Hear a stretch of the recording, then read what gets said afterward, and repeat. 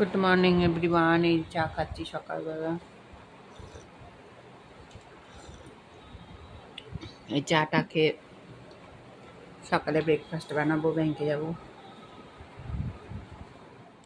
এবার আমি একটুখানি প্যানে তেল দেবো। তেল দিয়ে আমি এর মধ্যে সব মিশিয়ে দিয়েছি, লঙ্কার গুঁড়ো, ধনের গুঁড়ো, এই যে লঙ্কার গুঁড়ো, ধনের গুঁড়ো, সর্ষে গরম জল দিয়ে ভিজিয়ে এখন আমি এটার মধ্যে দিয়ে দেবো।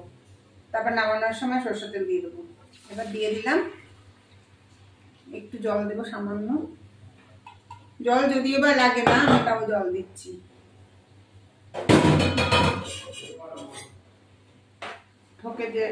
ঢেকে দেবো।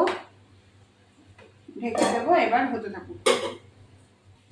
এবার আমি একটু কাঁচা সর্ষের তেল দেবো, নামিয়ে দেবো। এই কাঁচা সর্ষের তেল দেবো, নামিয়ে দেবো। আর একটু হবে।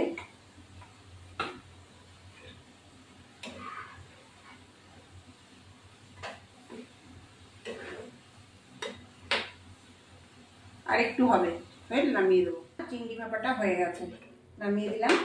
কাঁচা সর্ষের তেল দিয়েছি। এটা খুব সুন্দর খেতে হয়, একদম বেশি সময় লাগে না, অল্প সময়। কেউ নারকেল বাটা দেয়, কেউ নারকেল বাটা না দিয়েও কাটতে হয়।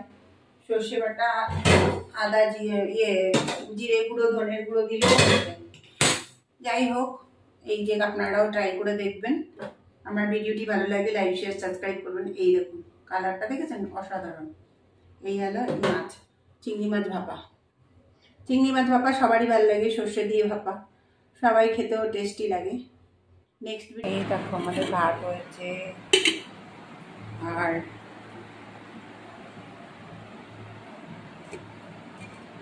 এই যে আগের চচ্চড়িটা আছে, উচ্ছে ভাজা, কুমড়ো ভাজা হয়েছে। আবার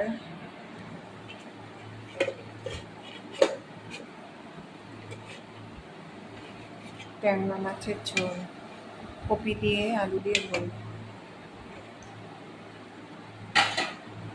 আর হলো চিংড়ি মাছ,